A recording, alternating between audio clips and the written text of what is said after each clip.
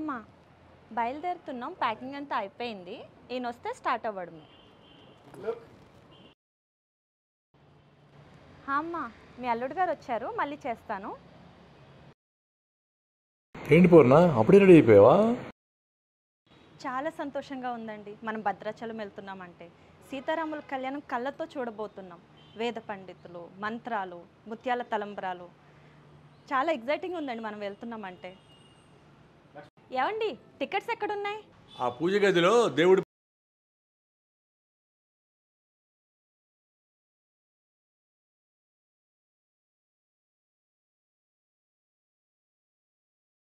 స్టేషన్లా ఉంది.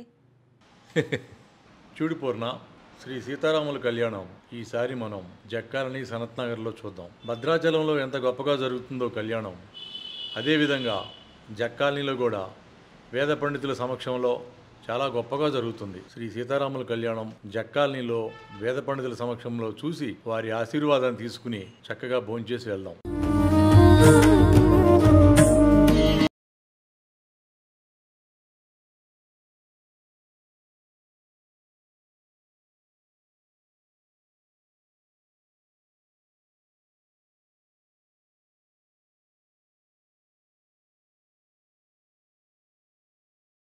చాలా సంతోషంగా